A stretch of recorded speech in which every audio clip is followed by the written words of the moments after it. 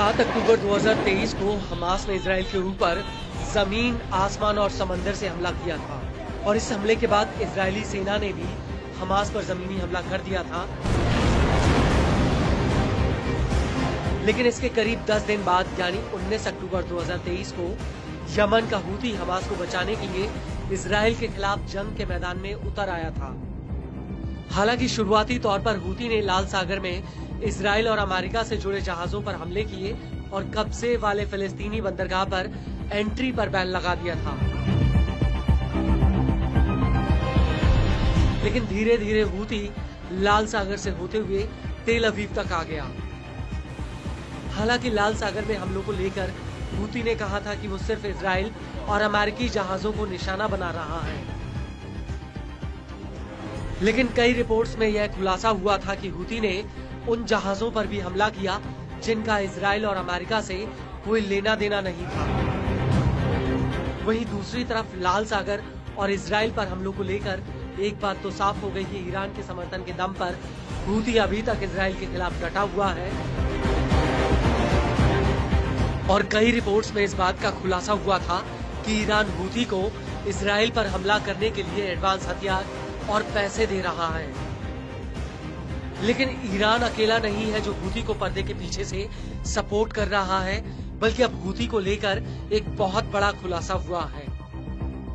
दरअसल अमेरिकी खुफिया एजेंसी ने खुलासा किया है कि चीन हूती को खुला समर्थन और एडवांस हथियार दे रहा है, जिनके दम पर वो तेल अवीव पर हमले कर रहा है। दरअसल अमेरिका की खुफिया एजेंसी ने इजराइल के I-24 न्यूज को बताया कि चीन हूती को परिष्कृत हथियारों की सप्लाई कर रहा है और यह हथियार एक जटिल सप्लाई चेन के जरिए हूती को भेजे जा रहे हैं। अमेरिकी इंटेलिजेंस के एक सूत्र का कहना है कि हूती चीन में बने हथियारों को अपने हमलों में इस्तेमाल कर रहा है और इसके बदले में उसने चीन से वादा किया है कि वो लाल सागर से चीन के झंडे वाले जहाजों को सुरक्षित जाने देगा। अमेरिकी इंटेलिजेंस का कहना है कि लाल सागर में हमलों की शुरुआत के बाद हूती ने चीन के साथ हथियार सप्लाई को लेकर एक जटिल रास्ता बनाया था और इस नेटवर्क के जरिए चीन हूती को बैलिस्टिक और क्रूज मिसाइलों के लिए एडवांस उपकरण और गाइडेड सिस्टम सप्लाई कर रहा है।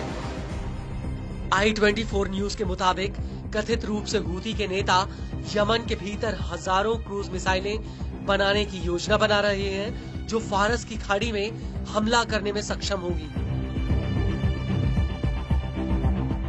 न्यूज एजेंसी के मुताबिक हूती इन मिसाइलों को बनाने में चीन के उपकरणों का इस्तेमाल करेगा।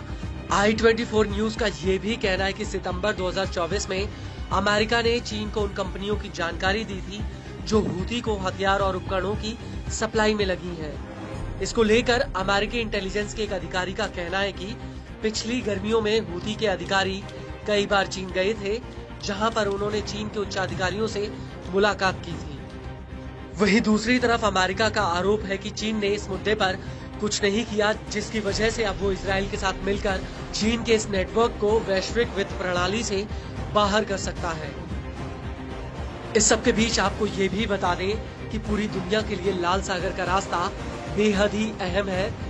लाल सागर से दुनिया का करीब 15% व्यापार होता है।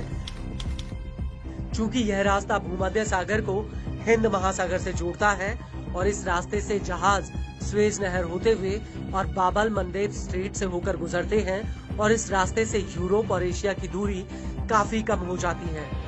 लाल सागर के इस रूट की वजह से जहाजों को अफ्रीका का चक्कर नहीं लगाना पड़ता है, जो अपने आप में बेहद ही लंबा और खर्चीला है।